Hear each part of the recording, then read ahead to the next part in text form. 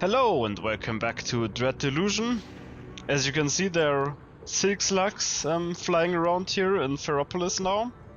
At first I thought that was like a bug or something, but when talking to this guy here, he reveals that it's apparently not a bug. Horde citizens, do not interfere with these silk slugs in any way, or you will answer to the Machinists Guild. Why shouldn't I interfere with them? They're under royal protection, so go about your business. A silk slug begins to probe inquisitively at their weapon. Oi! Leave that alone! Please? So... that's fun. I already harvested them. Alright, but last episode we went out there into the graveyards. The machine graveyard. Now we have to meet up with our friend again. Our friend from the Machinists Guild, whose name I just can't remember apparently. Ephra, there we go. And apparently these silk slugs are all over the place. So we talked to Ephra, but it has to be night for that. So let's use the spell that advances time. There we go, advance time. Until night. Silk slugs are still there. On Rail Decree. Once more highlighting the madness that's going on here. Alright, and Ephra is here. Every time I come here I'm like scared that she is just gone or dead or whatever. Ephra's mechanical arm gives you a fluid salutation. How goes our task, friend? I found the king's message in the graveyard. Why is the city full of silk slugs though? She looks around. Oh dear, again! I'm afraid I had my nose in my notes on the way here. The king's affection for silk slugs is a long-standing mystery, but not our most pressing, indeed. I found the king's message in the graveyard. Really? She reads the transcript excitedly. Let's see, could it? No, wait. Oh! She beams up at you. Stars aflame, so I wasn't imagining it. This confirms my analysis. The king is speaking to us, and we must show that we've heard. How did you know about that weird tune? She looks embarrassed. Oh well, it was just a guess. The king outputs so much information every day, and I just look for patterns. Ah, but I mustn't bore you. Truly I'm interested. I get the sense there was some spark of inspiration. She seems surprised. Oh, well, to tell the truth, I had a dream about it. I saw myself walking in a graveyard, following that tune, and then finding... Now listen, I don't want you to think I'm some sort of crazed mystic. Spent so long buried in royal output logs, I sometimes fall asleep on the parchment. I think the dream was only my mind's way of pointing out a pattern I'd missed. Anyway, back to the matter at hand. Well, to be honest, the king can tamper with people here in this land, so I'm like thinking that the king can give you certain dreams doesn't seem like an outlandish idea, to be honest. The king speaks a dialect of cipher language known as sixfold cipher. It's tremendously difficult for human brains to pass. Yeah, I've heard a lot about sixfold cipher. So for your audience, you'll need a cranial moderator installed into your skull. Oh no, please, no. Sorry, installed into my what? Don't worry, it's quite safe. All new machinists receive one when we pass our exams. There's only one cranial engineer still alive who is qualified to install them. Luckily, she has a soft spot for me. Seek out Morozov in the mountains north of Ferropolis.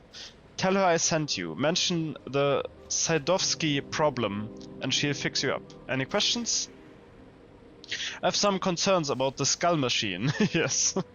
I already lost a finger on the Endless Island, you know. What's so alarming? Would you hesitate to enhance your eyes with spectacles or replace a rotten tooth with gold? You must understand, the royal language opens many doors here. Most people would give their left hands to speak it. Fine, I'll look for Morozov, but no promises. How else can I empower you? I have questions about this plan of yours. Whatever's clouded, I shall make it clear.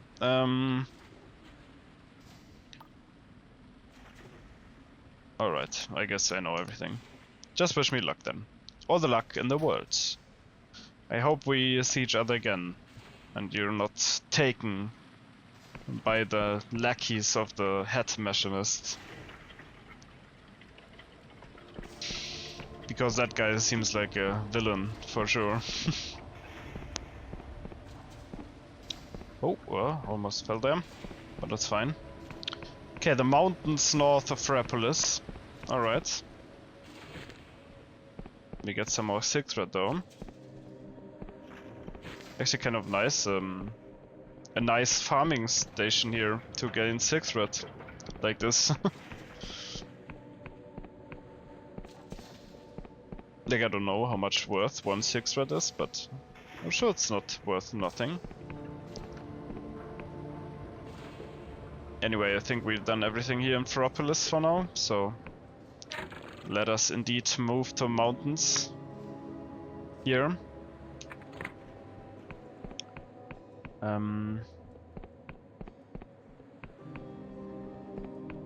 We have to move there for other quests anyway, if I remember right.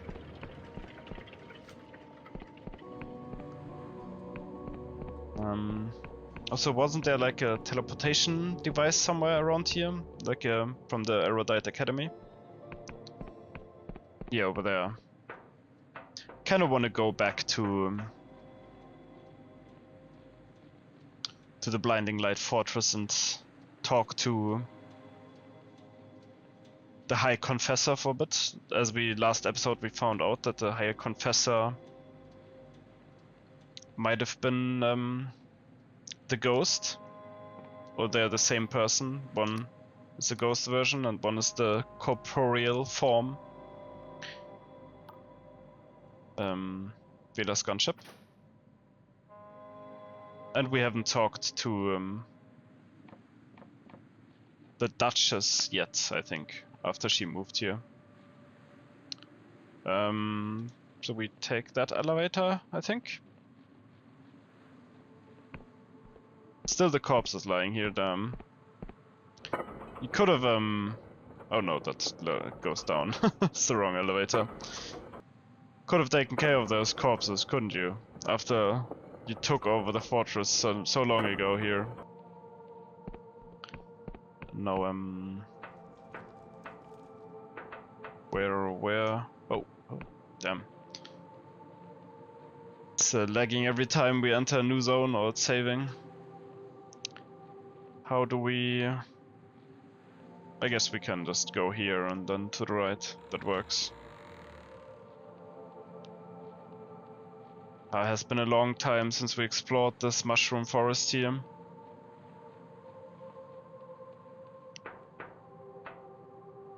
Always nice to see.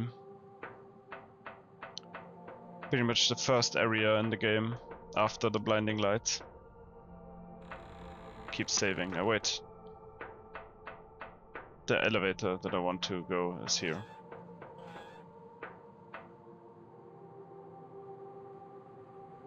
This should lead us right up to the bridgehead of the Blinding Light Fortress. The main quarters. The headquarters.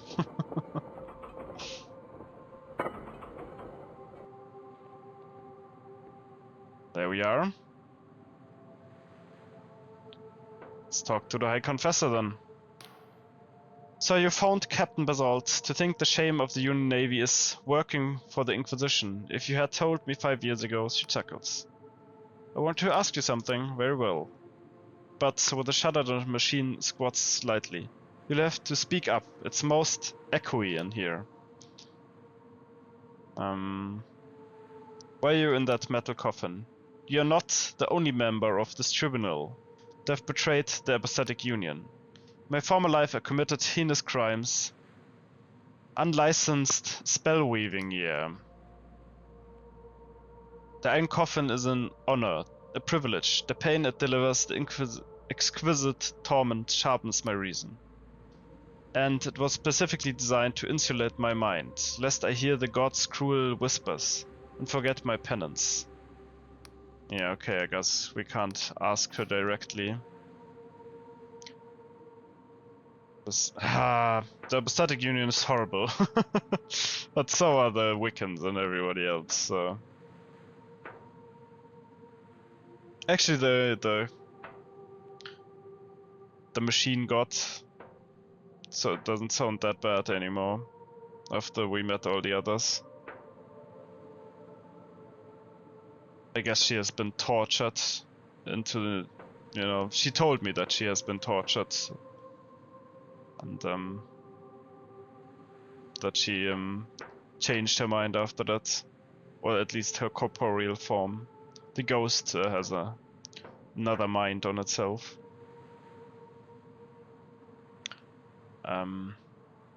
Here's Basalt. The Endless should be somewhere else. And the Duchess also around here somewhere. Oh, what what do we have here? This looks wrong. But like, where's it coming from? Oh, just the sky, I guess.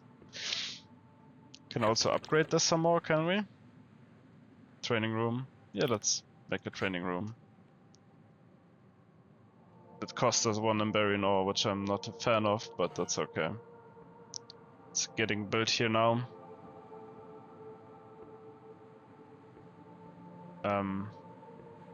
Yeah, let's just advance time and see what how the training room looks like.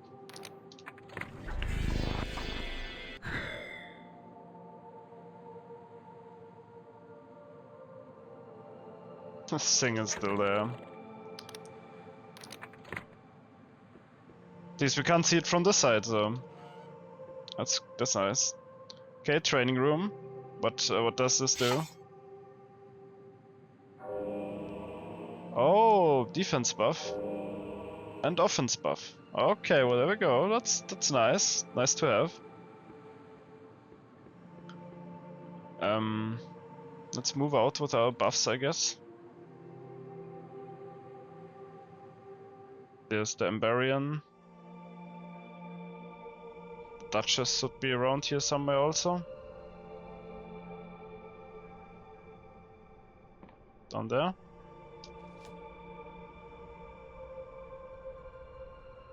No. Not sure where the Duchess hides.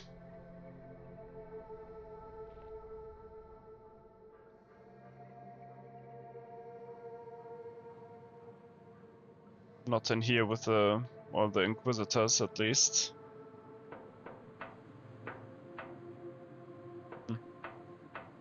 Well, it's not that important. Nobody we talk to here has had that much to say, to be honest.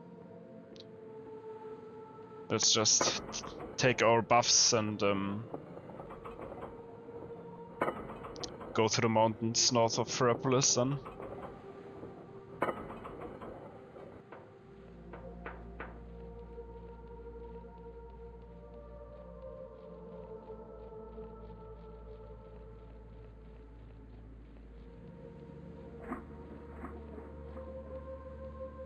Oh, there. There we are.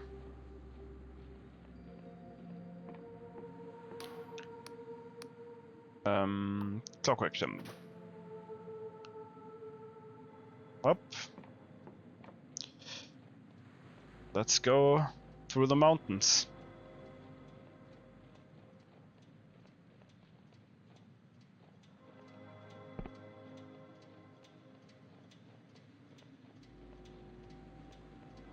See a cannon up there. Very nice artillery position for it. Yeah.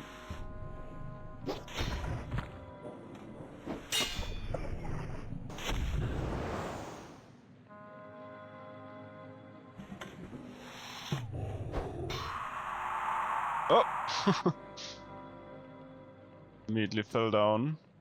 Let me get that ingredient here. Paradoxicus. That lockpick. Or 3 of them even. Nice. More zigzags and a sign here. This way to Morozov's tower. Okay, up there. I think Morozov is who we're looking for the main quest anyway. This way to Royal Vision Works. Inquire today about being a vision worker. The kingdom wants your dreams. There we go. Yeah, especially like with dreams being such a marketed thing in this kingdom. I feel like it's very possible that Aphra got her dream implanted or something. Oh, very nice view here at the Clockwork Kingdom, at the Ferropolis here also.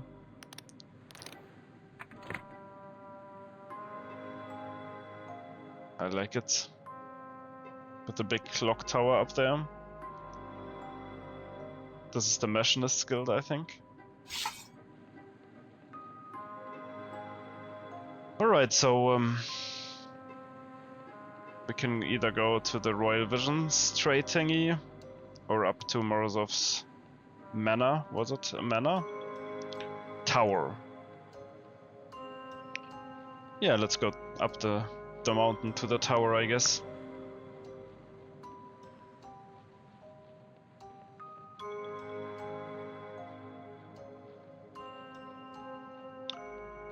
Let's get our skull implanted.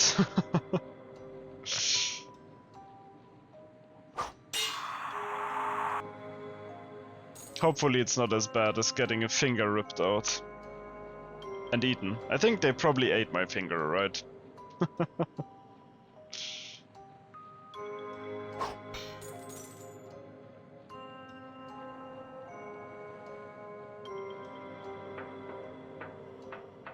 Oh, we can hear some ghostly stuff going on.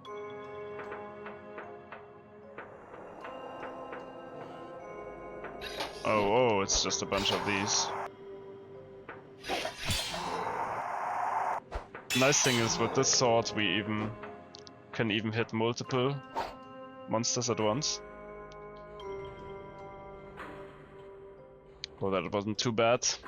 This is a swarm of spiders.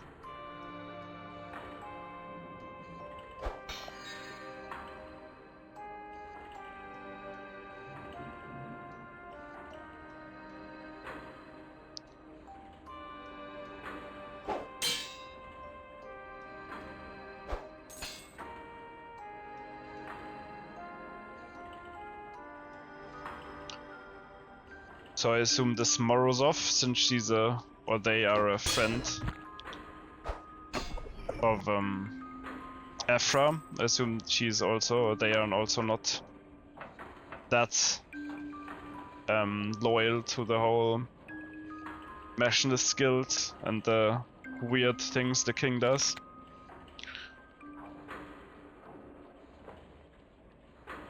Or at least they also want a different path for the kingdom.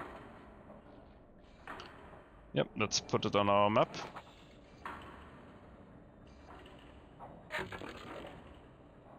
Morozov's tower, there we are. Let's have a look around if we can find some secrets. The tree here? Another tree. Ah, there we have. Glorious Silk, yes, that is a good tree to find when searching for secrets.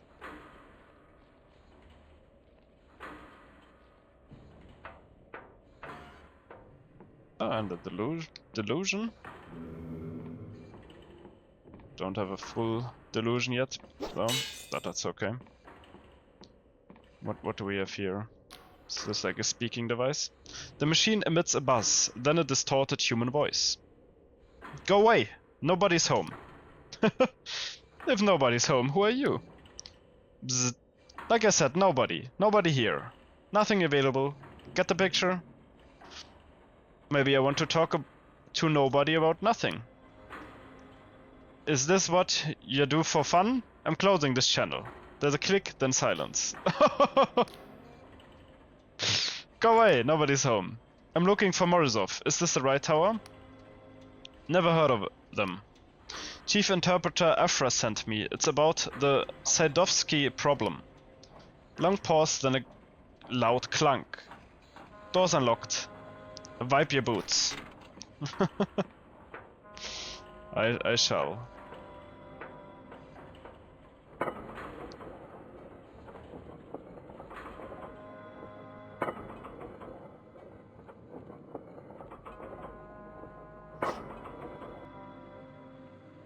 Up we go.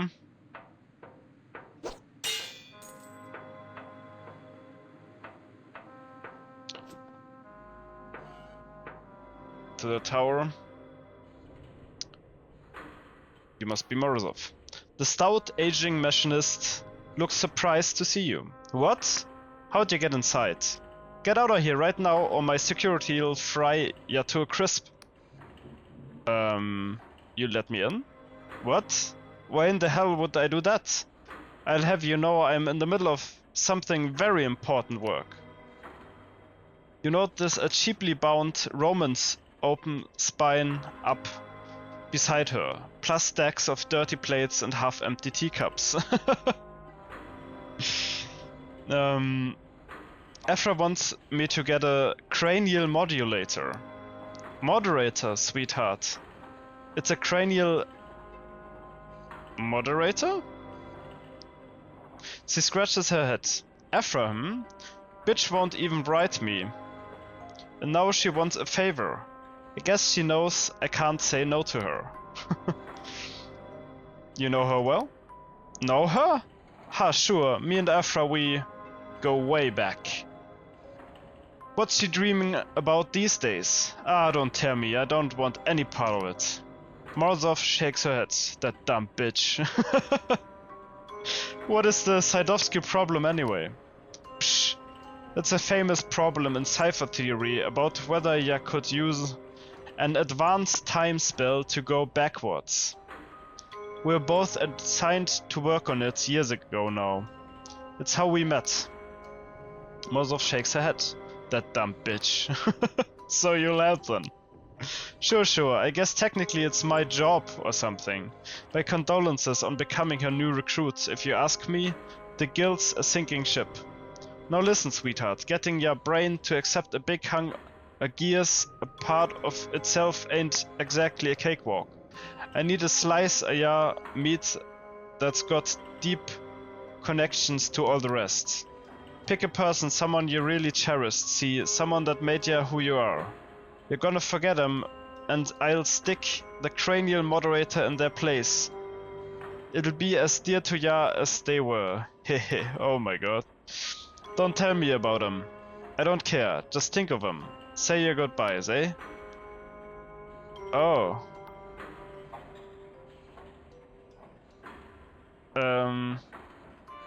Actually, I don't think I can do this. Are we done here, darling? I'll leave it to your work. I'm assuming there's no other way to do this, just as with my finger.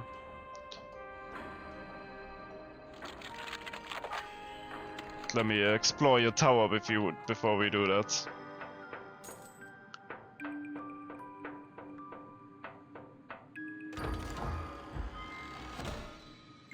Terrifying bottled vision. A perfect copy of a single vivid dream.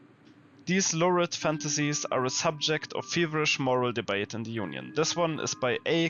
Quashire and contains scene of academia and severe paranoia. Oh no.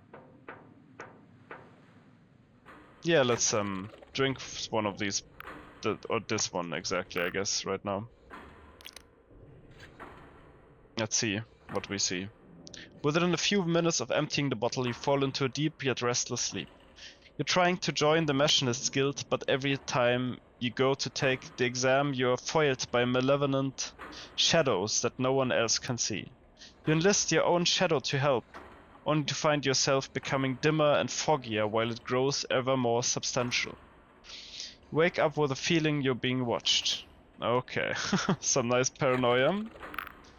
What about this bittersweet bottled vision? Tenderness and devastating heartbreak.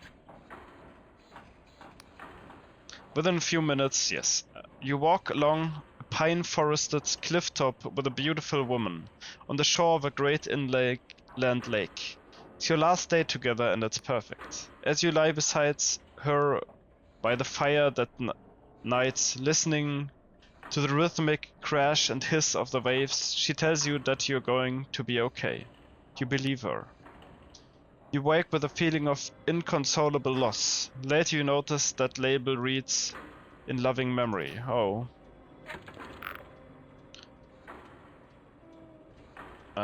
Thrilling bottle vision. Within a few minutes, yes. Your rival's cutlass swishes and clangs as he pushes you back along the yardam with deft strokes. Smoke from the burning sails stings your eyes. "Last chance, dog," he snarls. "Apologize for crashing my wedding."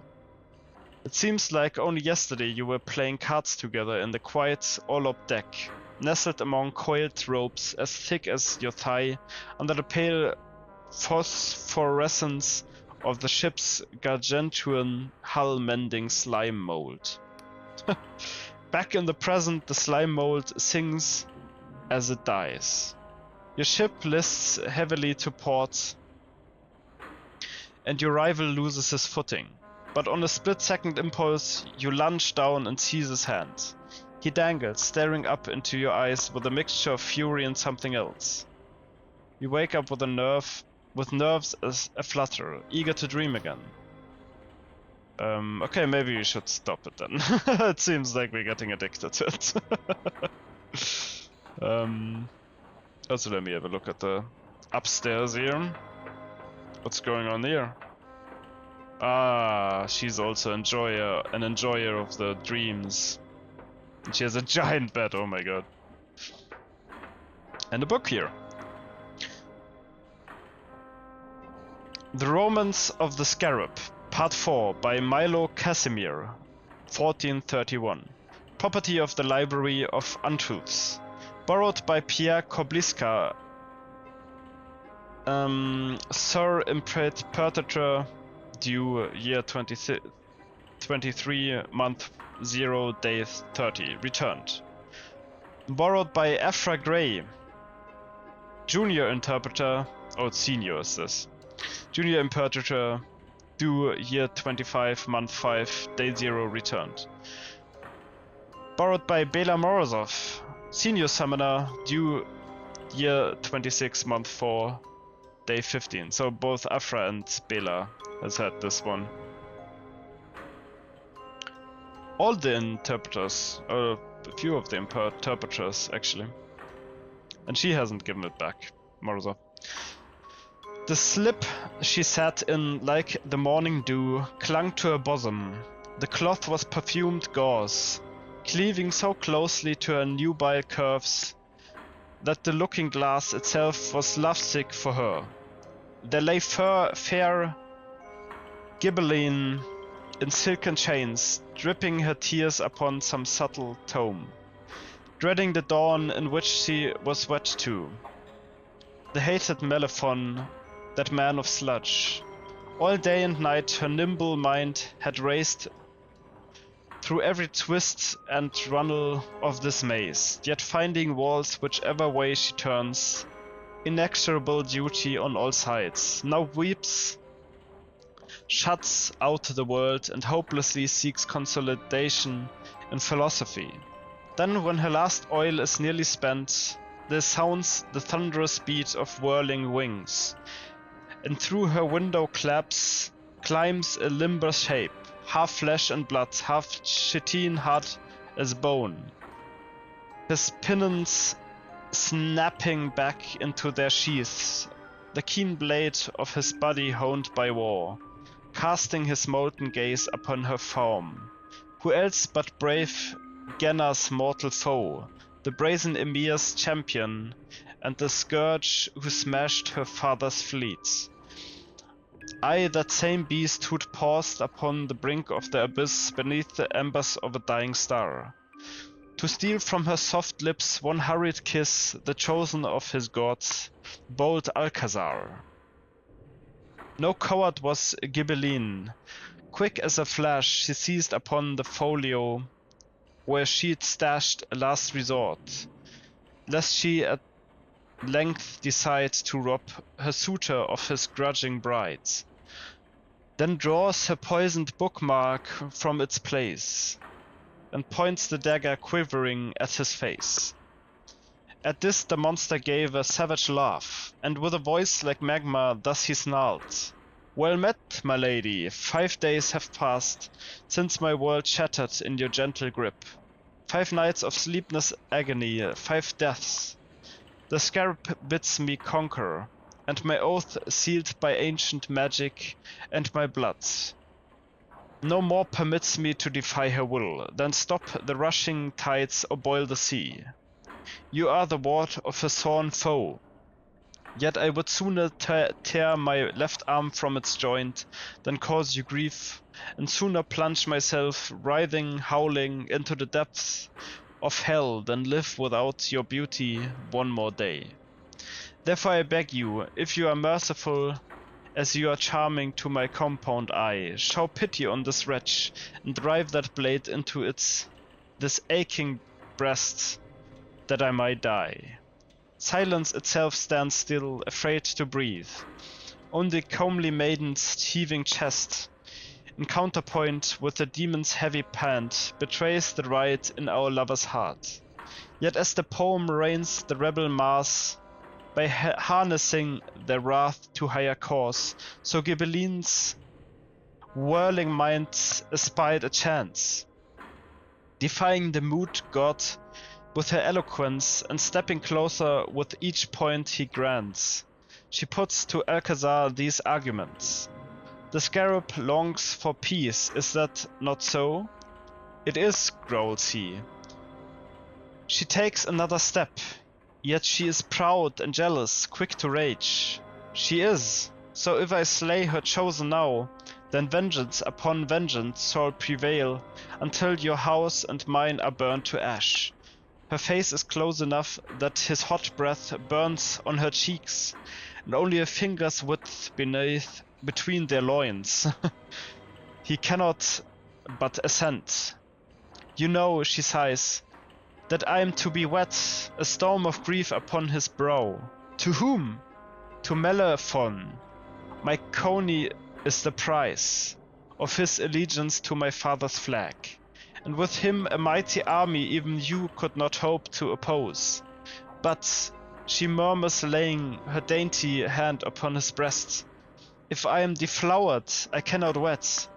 Forsooth, what else could better serve your god than union twixt? She does not reach the end, nor sage was Alcazar, but nor a fool. For as he pondered each new postulate, woven together by our scholars' wit, so rosy-fingered understanding crept from out behind the overshadowing aisles of duty and bathed his mind in blazing lights. As shackles from the weary convict's hands fall shattered on the searing crystal stands, or as a raging river long contained, or red tops its dam and courses down the plain, so too his vows released him, and the beast his feral passion utterly unleashed, unfettered, uncontrollable, and unquenched, fell ravenous on tender wench. Oh no! In iron claws he clasps His willing prey tears off her nightgown, tosses it away, then lifts her like a warlord with his thrall, and thrusts her helplessly against the wall, toppling candlesticks, scattering her coombs while scripture falls forgotten on the stones, ravishing with rough mandibles his prize, compelling from her mouth such blissful cries. In Gibelline, her legs around his spine, embracing sweet surrender, lost divine. The dark star of her heart in full eclipse at last allows that tongue to part her lips and press inside and find what she has lost. Let loose the joyous dawn and damn the cost. Okay. A very spicy book we have there. It's the stuff she enjoys reading, I guess. It's a romance. It's a romance indeed. Can we sleep in our beds? Oh, we can! Let's do it. Sleep until night. But it's a very comfortable bed. And then, now after we read romance and slept well, let's put a machine in our brain. I'm ready to install the cranial moderator now. Yes, pick a person. Could forget about the parents, the first love, the best friend, or the mentor. Forget your mentor. That's right, just like that. Come to Mama. You fall into a black and timeless place. When you come to, your head feels heavier than before. Stupid thing. Where did I leave it? Well, hey now. Look who's awake. How you doing, sweetheart? Bleh. Truer words were never spoken, hun. Well, seems the moderator went in nice and smooth. Congratulations, you're part machine. What can I do now that it's installed? Now you can understand the sixfold cipher language of our glorious king. Read it, write it, speak it, hear it, or shove it up your ass for all I care. All makes sense to you? Are there any drawbacks? Oh sure, watch out for migraine, seizures, deafness, blindness, aneurysms, nightmares, prophetic dreams, mental decline, partial or total amnesia, paranoia, delusions, being dead, religious ecstasy and or agony, out-of-body experiences, Wycliffe's idiocy, gangrene. You'll want to come in for a check-up every few years. Some of those metals are a little toxic. Worst of all, whenever someone has a problem with the king's magic, they'll ask you to fix it. Ugh, I should have farmed silk sacks. All makes sense to you? Oh my god. Thanks, I guess we're done here. Don't mention it, darling. No, really, don't. In fact, leave my tower and don't speak to me again. Nothing personal. But I got a hot date with a cheese wheel I've been saving. Oh, I like her. She's living the life. Reading romances and eating cheese. I hope you're very happy together. You and the cheese and the romance novel. I'm off, I guess.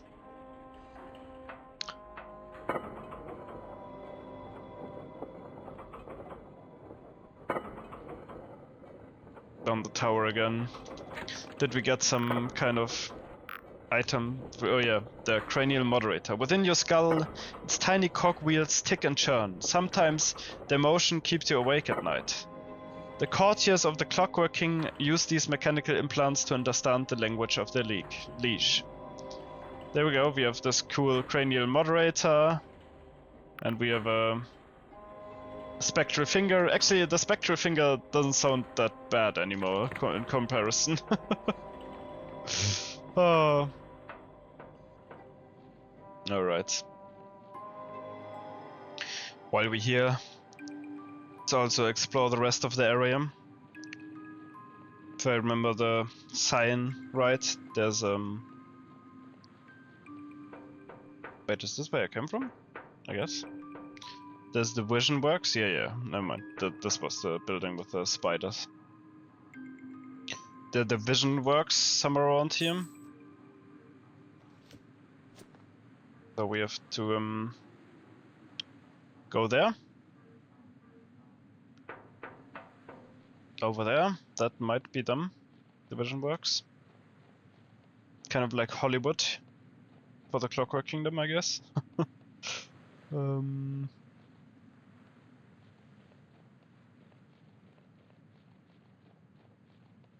I thought it said here. Go here. Okay, maybe these are not division works after all? It's not where I came from, right? No.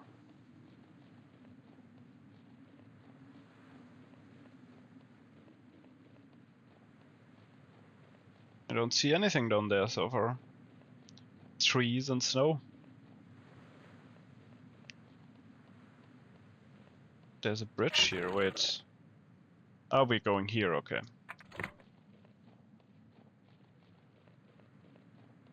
They have their own little island division works, I guess. With one of these weird looking bridges. Oh, and a mine here. Oh, very nice. First try on the gold lock. I'm still a bit salty about that we had to use Emberian ore to upgrade the training room. Now we can't upgrade the sword anymore. But oh well, I'm sure we're gonna get another Emberian ore at some point again.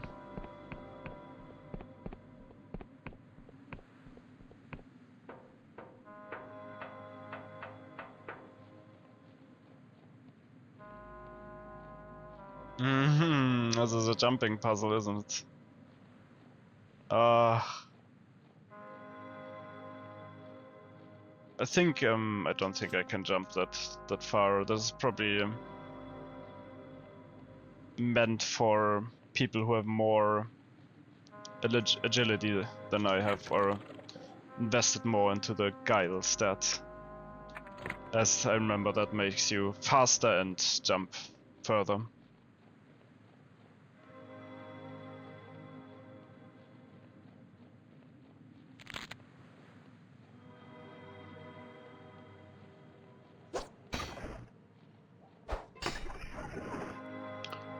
Well, spider.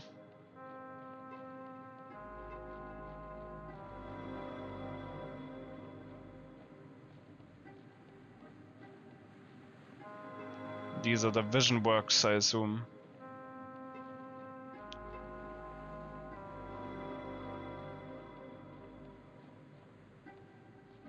So far off Ferropolis. Tucked away in this corner of the Clockwork Kingdom. Wonder what they're doing there.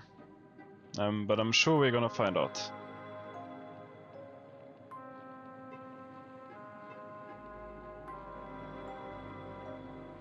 Yes, landmark. Indeed, the Royal Vision works. Oh, and we have a little unseen device. Okay, this might be a lore riddle thing.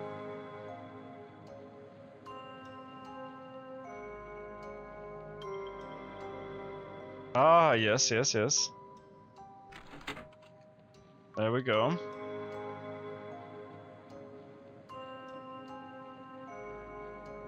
Yes, before we enter the vision works.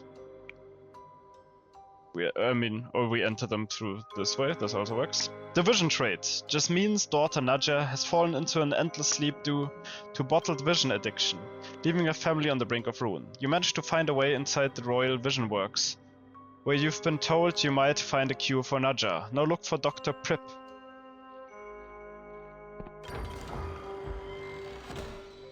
Iron ore, always. I guess the main entrance is like blocked. We couldn't have taken that. No, never mind. There we are. Well, I guess. Let's just see where we get here.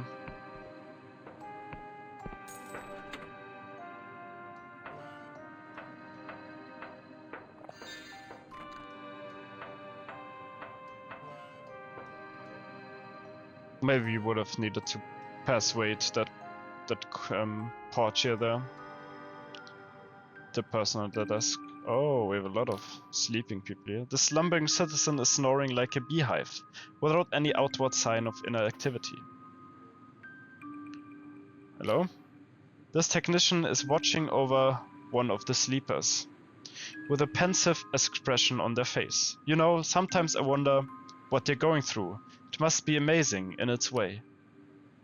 From the outside it looks like they're snoozing as soundly as a baby given gin to keep it quiet, but inside their living lives we can barely imagine, full of wonder and terror.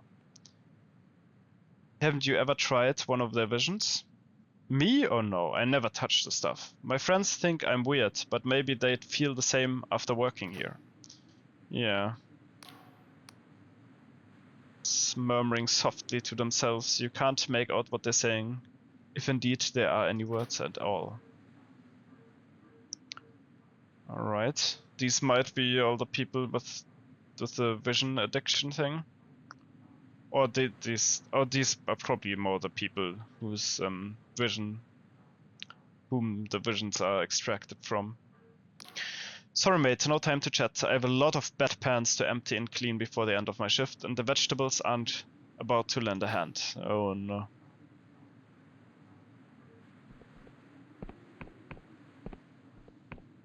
So is this worth it though? Is it worth getting movies for all these poor people here in the endless slumber? I don't think so, myself.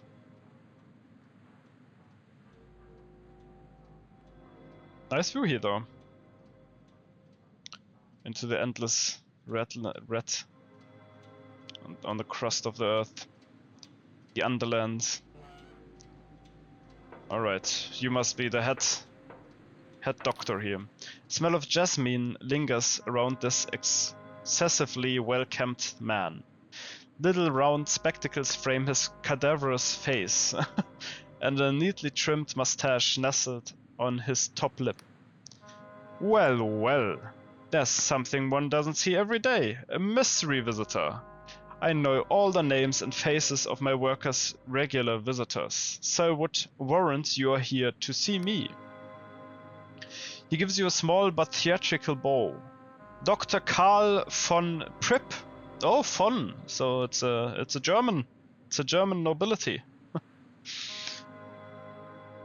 Von means of. Karl of Pripp, I guess. At your service, physician, vision rights, and appointed steward of all the industrious dreamers who serve here. So what brings you to the Royal Vision Works today? Yeah,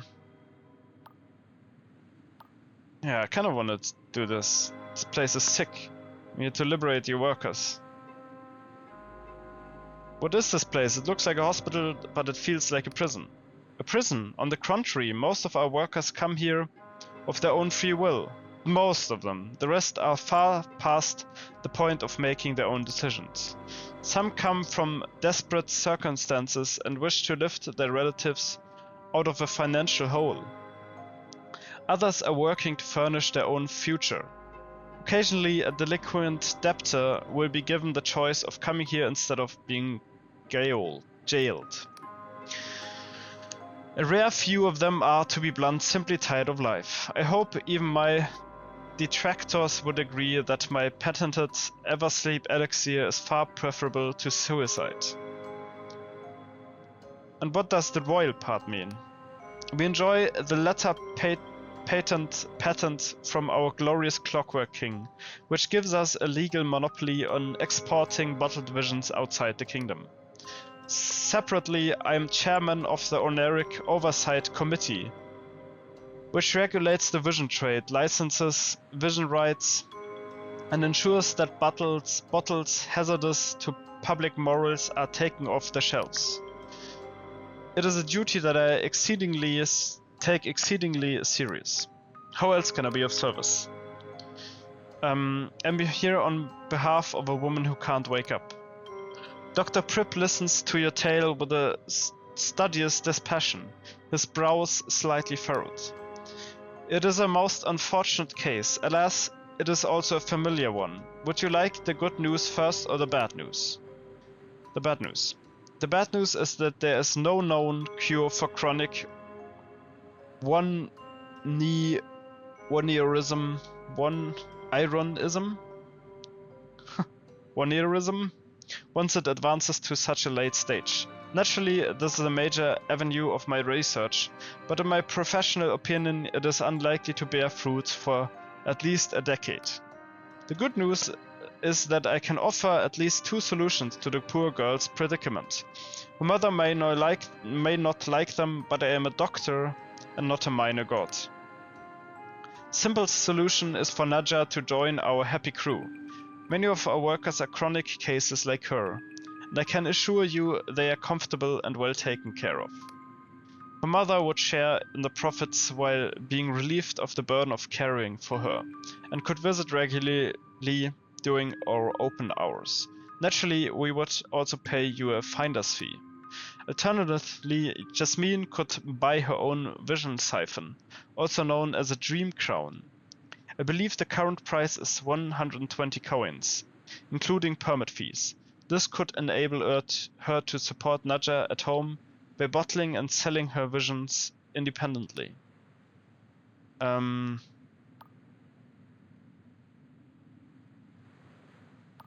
can't be serious. Look around you. Does it seem to you as if I'm joking? Nadja and Jasmine are not the first to suffer this predicament, and I'm afraid they will not be the last. Well, I'm shutting down your fucking place. Let me get this straight. Potted visions make people sick, and then you use those people to make more bottled visions. I must correct you on one point. Only a very small percentage of vision imbibers suffer from chronic one-ironism. And invariably, we find that they have a history of excessive use. The label does warn you against that, you know. Any other questions? Very well, I have to see what Jasmine thinks. Why don't you take one of our standard contracts for her to read through? A pre-stamped 0th class Royal Post envelope is included in the package. If Jasmine accepts our offer, I shall leave your finder's fee with Vidal, the vision trader in Ferropolis. Thanks, I suppose. Remember, this is not a decision that should be taken lightly. Encourage Jasmine to take all the time she wishes. I think I'm shutting down your fucking place. This place is sick, I'm here to liberate your workers. That is noble of you, very well. What is your plan to evacuate the invalids? About 1/3 of them suffers from chronic one-ironism. The rest will struggle to walk for at least a month. Naturally, I presume you're familiar with the required dietary and alchemical regimen to gradually rehabituate their digestive systems to solid food without rupturing their stomachs. There's also the matter of their wages. Many of their families are dependent on the income they provide. Those who joined us voluntarily may be quite indignant with you for ruining their plans. In any case, I will do as you instruct. After all, you are the one with the weapon. Don't worry, I'll be back with friends. Very well, while you're here, do you have any other demands? I'm afraid most of our cash is kept off premises. Nah. Nothing, I'll see myself out, yeah. I mean, I guess it's not that easy. Maybe if we fix the clock to our king, maybe he can also fix this.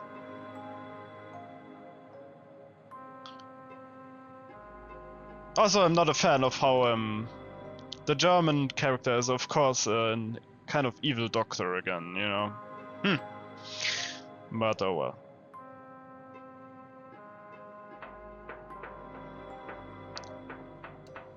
Probably everything we can do here.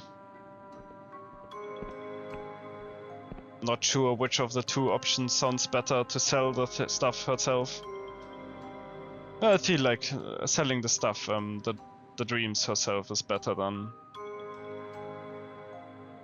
giving her to this and letting them profit off your daughter. Like they say that, you know, the workers get wages, but as in every capitalist system, it makes profit off the workers, so that doesn't sound fun.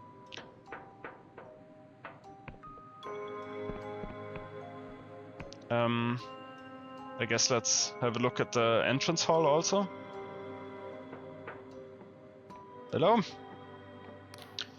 The clerk trills in a sing-song voice that she's clearly practiced hundreds of times. Hello, citizen, and welcome to the Royal Vision Works. Are you here for yourself or on behalf of someone else? Myself. Lovely, rest assured, you're in safe hands. The welfare of our workers is paramount to everyone here, and you won't be pressured into anything. The final decision is yours alone. We have a number of positions open, with contracts ranging from 3 clockwork standard months to 12 years. How long were you thinking of staying? So, what exactly are we talking about? Why, becoming a vision worker. That's what you're here for, isn't it? All our workers are provided room and board, along with top-notch medical care from the illustrious Dr. Prip. Half of the proceeds of their works are retained by the institution, and the other half is theirs to keep. Yeah, half is retained, so you can have the money paid out twice monthly to a designated beneficiary or held safely for your own until the contract ends. And of course, all your work will be properly accredited under your own name.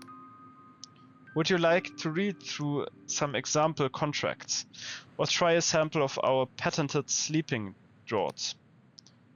I'm not here to talk about becoming a worker. Oh, then you are here to see someone. I'm afraid I can only admit direct kin or people named in the worker's directive letter. No samples for me just now, thank you. Actually, I would. Thank you. I guess that would have been the other way we could have gotten into here. By pretending to become a worker.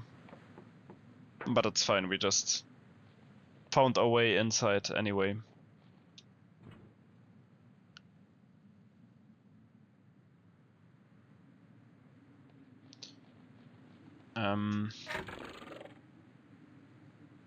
Explore the rest of this northern island then, I guess. Then we're gonna make our way back to the mother.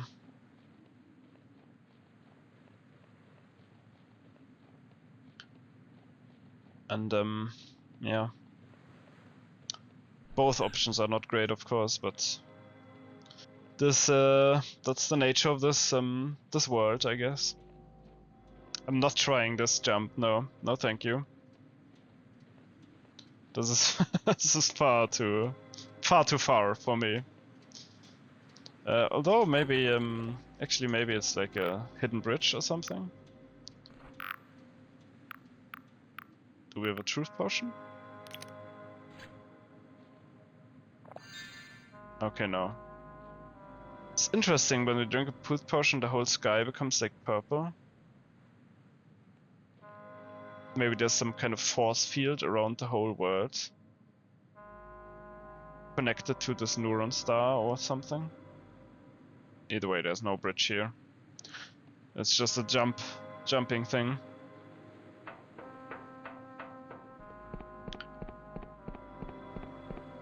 Jump a little bit too far for me.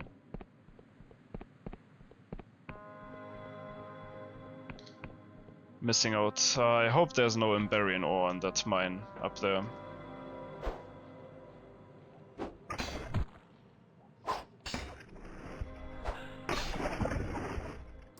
Nice. Yeah, I mean the 150 gold we can easily spare and give her if she wants to bottle her daughter's visions.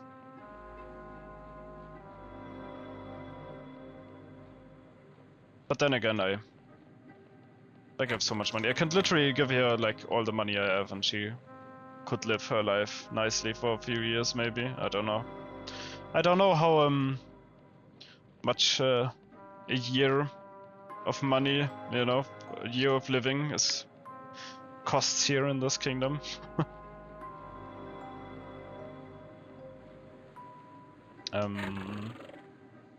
Left, right? We came from the right? Yeah.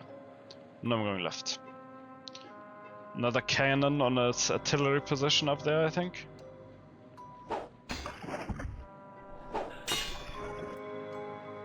Little house there. Looks pretty broken down.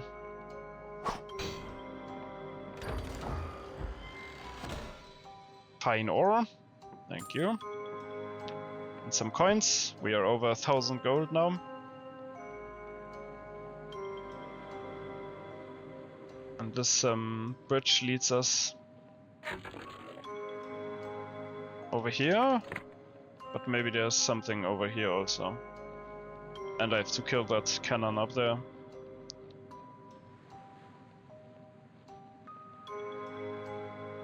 And zack.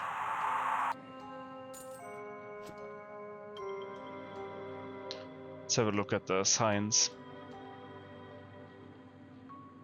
This leads to Samol's place. Note has been added crudely. Horace Metcalfe stories rule. Okay. This way to the corrupted lands. On command of the king, all citizens are forbidden entry. Yeah. Not going there for now. Just going to this guy's place here, who likes a certain kind of bottled visions, I guess. Or maybe it's a book author.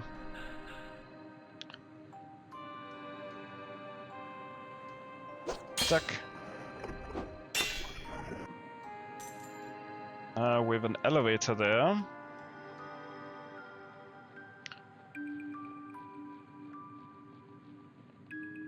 Let's take it up.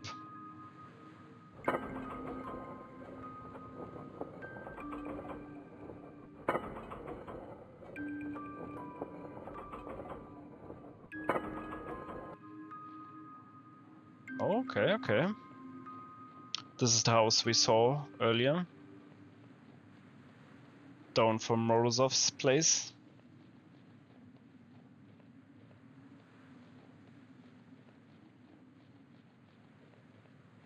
That's even landmark, actually. That's interesting. Dreamer's Reprieve. Oh. Okay.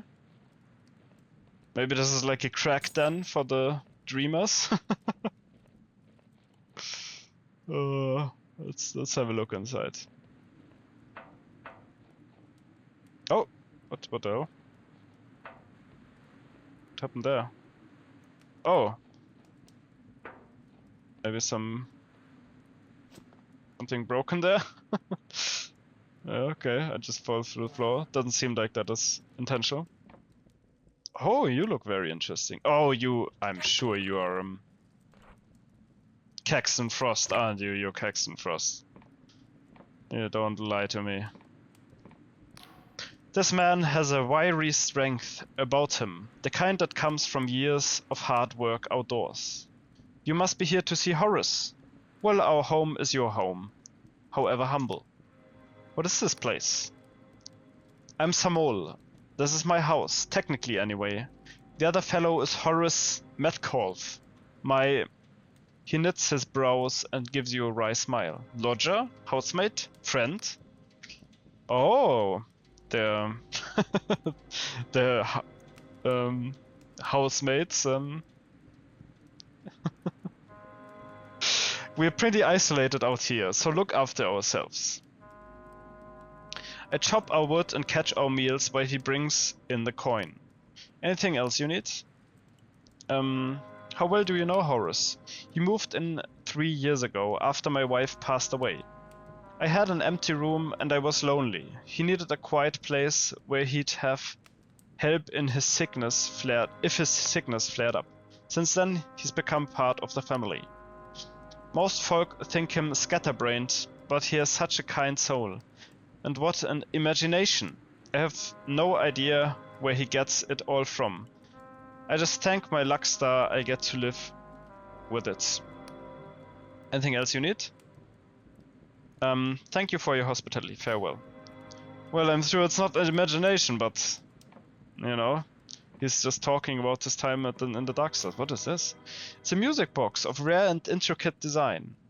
Its lid depicts pastoral scenes of ordinary mortals working and relaxing together, finely inlaid with iridescent chitin and mother of cloud pearl. However, there doesn't seem to be any music in it. Leave it alone. Have a look over here before we talk to our friend, who is certainly not Caxton Frost. Oh, we have more houses here. Yeah, can't upgrade this anymore.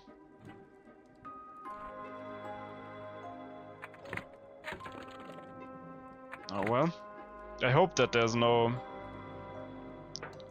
glitchy floor here. Would be a bit worse.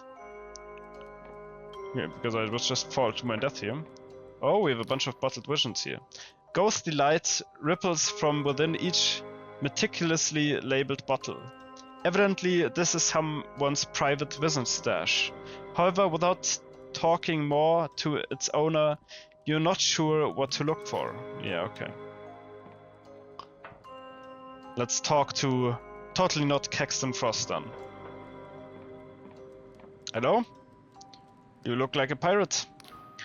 This elegant-looking man appears lost in reverie, humming softly to himself. He has a youthful face despite his growing crow's feet, and his voice is as gentle as if he were murmuring to a sleeping babe. Oh, hello there. Where have you come from? You're certainly on the road less traveled. He calls out behind you. Sam, would you be an angel and brew some more tea? We have a guest. Very kind. I didn't catch your name, mister. Goodness gracious, where are my manners? I am Horace Metcalfe, lodger, childminder, and general factotum hereabouts. I also have a little sideline as a weaver of dreams, I suppose, which has been surprisingly successful. You're welcome here. You're welcome to stay a while and rest your feet. I'm sure Samuel will be happy to fix you some refreshments. He takes a deep, dainty sip from his porcelain teacup. So, to what do we owe this serendipitous visit? I'm looking for a Dark Star mercenary. Metcalfe's face lights up with enthusiasm. Ah, the Dark Star Company, what a thrilling topic. I simply cannot stop reading about them. The grizzled Jack Basalt, the enigmatic Emberian, not forgetting the terrifying Vela Kalose herself. Of course, Caxton Frost is the one best known here in the kingdom. He was a famed antiquarian and considered one of our brightest minds, so his defection was quite a scandal. Alas, he chose the wrong side in a mutiny and was incinerated by one of his own contraptions. You are unusually informed about the Dark Stars. Ah, well, you mustn't think I'm any kind of expert. You see, making bottled visions isn't like writing a book. You cannot control where the slumbering mind wanders. You can only influence it by choosing what fodder it will chew on. Since visions are such a vital industry, the king permits me to access literature from aboard. News pamphlets, ship thematics, Janice's Mercenary Weekly, even those silly caddish Rakehill books. I devour every bit of reading material I can find. Although, he seems like he wants to say more, but then he shakes his head. Well, I'll stop there. An artist must keep something in his pocket, eh? Mr. Metcalfe, I'll swear by the king that I won't tell a soul. This seems to pull him at ease, and he laughs a little. Ah, jolly, well said. Well, I suppose there's no harm in it, as long as it's only between us. The truth is, I do not choose these visions. I am plagued by them, dreams of gleaming sails and burning citadels, the stench of gun smoke and the taste of blood. I hoped that battling them might somehow pacify them, but still they come. Sometimes I dream of things I cannot possibly know, of mushroom-covered ruins in the flickering light of a star shell, of watching Cyro squids frolic off the prow, or sailing through the glittering forest of a siren jelly's tentacles, of kinship forged in battle, baptized in hellfire. And then there's the Ashen Woman. That's what I call her. She seems to be a recurring character. Of course, those bottles stay locked in my private collection. Somehow it doesn't feel safe to expose the public to her. Even now I see her, with hair like snow and eyes like twin volcanoes. Bold, passionate, sardonic, yet pensive somehow. Her left hand holds the seed of all our futures, while her right hand holds the sword that ends the world. Might be Vela Kalose. Not quite sure which hair color she had. As Metcalfe continues his description, all remaining doubts leave your mind. Somehow you know exactly who he's describing. Vela, yeah. Metcalfe's teacup pauses on the way to his mouth. I beg your pardon? That's Vela, you're describing Vela Kalose. He lowers the teacup slowly back to its saucer. I am? I mean, I suppose I've seen her woodcut often enough. What of it? I think you know Mr. Metcalfe, or should I say Caxton Frost. Metcalfe blinks several times. Frost? What does he have to do with... By gum, you can't possibly think I'm this Frost character, can you? Only someone who's met Vela could describe her so vividly. Surely you're mistaken. How would we have ever met if this is some sort of prank? I'm afraid I find it rather poor taste. Listen, I'm only an ordinary chap with an overactive imagination. I don't know anything about mercenaries or adventures. My visions may be realistic, but they're pure fantasy. This is all just a silly misunderstanding. The Clockwork King probably erased his memory or something. Those visions had to come from a dark star. Are they not yours? I swear, upon my good name and the king's, that these visions come from between my own two ears. How I wish it were otherwise, some nights. But I would never commit such a fraud against my customers. I abhor those awful dream factories. Stay here and watch me bottle them if you wish. You can verify the entire production process. Now please, can't you see I'm telling the truth? What more must I do to convince you? I'm sure you're telling the truth, but someone erased your memory. Faint rattling of porcelain emanates from his cup and saucer. His hands are shaking. Or maybe he is not telling the truth, I guess. If you don't talk, the world could be destroyed. But how? For pity's sake, how can I admit something that isn't true? Dash it to all blazes. He throws up both hands in desperation. I am not Caxton Frost. There's a moment of silence, only broken by the steady dripping of the tea he just splashed across the wall. Now I see, the Clockwork King has erased your memory. What? Don't be absurd. The king can't do that. I know there's rumors, but that's all just Union disinformation. Oh, what a jolly horrid day. This is going to affect my dreams for weeks. A new dark direction for Horace Metcalfe. That's what they'll say. Horace, listen to me. Your whole identity is a fiction. You were a Darkstar, but somehow someone has erased your memory. Now I need your help to save the world. He sighs deeply. You really are very strange. Do you know that? Clearly his conversation has hit a wall. You need to find some other way of jogging Metcalfe's memory. The private Wizen stash he has mentioned. must be the key. But where in the house is he keeping it? Well, I know that. I have been there before. There we are. Yes, a ghostly light. His labeling system is meticulous, and you quickly locate a bottle marked "Not for distribution" that mentions the Ashen Woman. You take the bottle. Am I supposed to use it or talk to him about it? Probably should use it, right? Horace, okay. Well, let's use the vision then. Metcalfe's vision. A bottled vision from the private stash of Horace Metcalfe, containing a clue to his missing past. To see what it contains, you'll have to consume the bottle yourself. Let's do it. You drift into a restless sleep. You're climbing through the skeleton of a titanic machine. Above you, the Ashen Woman pauses on a rusted clavicle to give you a cocky grin. Come on, slow coach. You forgot to oil your legs? That's right, you're Horace Metcalfe now. Not whoever you were before. You watch Vela input some kind of code, and the Titan's brain case opens so you can clamber out.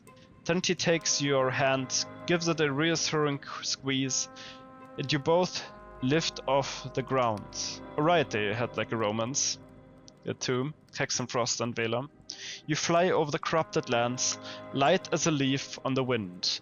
In the distance is a dead city, its charred bones exposed to the desolate sky, growing ever larger as you spiral down towards its gates. Towards the Underlands, I assume. Query. Any last words? Says the Clockwork King, its voice like a cyclone of both blowflies and broken glass. You feel your heart beat quicken. You do remember, don't you? I can choose something, that's new. We never could choose anything in these cutscenes or visions.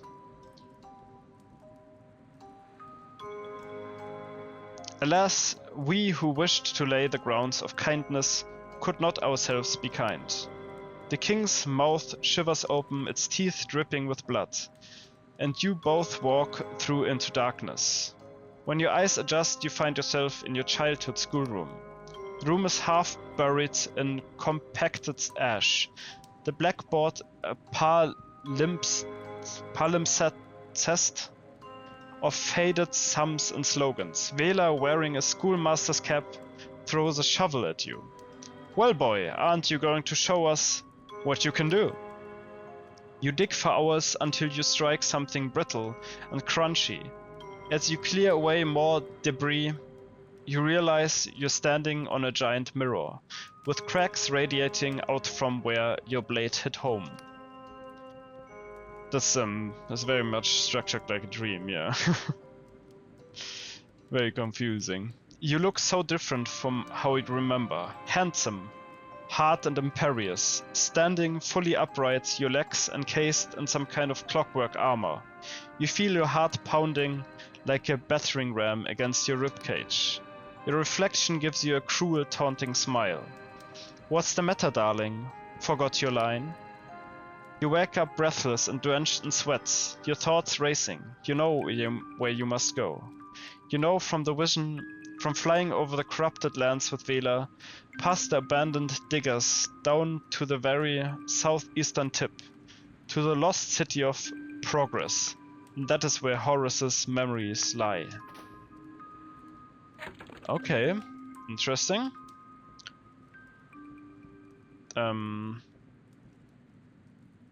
Sky Pirates, there we go. Horace Metcalfe has lost all memory of being a Darkstar mercenary, and it's up to you to cure his amnesia. Metcalfe's bottled visions point to a ruined city in the Clockwork Kingdom, which seems to hold some key to his past. Find a way into the corrupted lands southeast of Fropolis to begin your search. Yeah. Alright. That's where we're going, I guess. Corrupted lands. Then we go up this little mountain here, though. Very interesting, very interesting. I'm sure Vela and Kexenfrost had something to do with the Clockwork King getting into existence.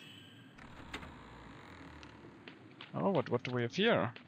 This is watery, I guess. Oh, another one of these vaults. Which needs a key, which we don't have. I'm sure at some point we'll be able to access these.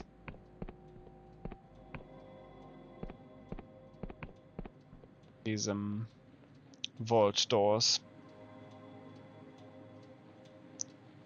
Jump down.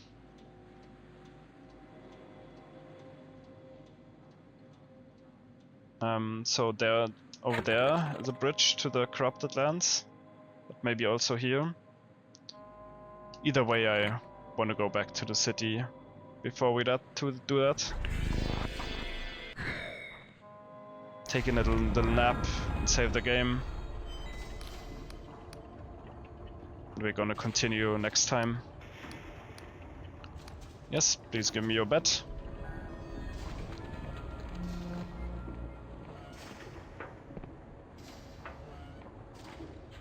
Sleep until the morning. That's it for this episode. I hope you enjoyed it and see you in the next one.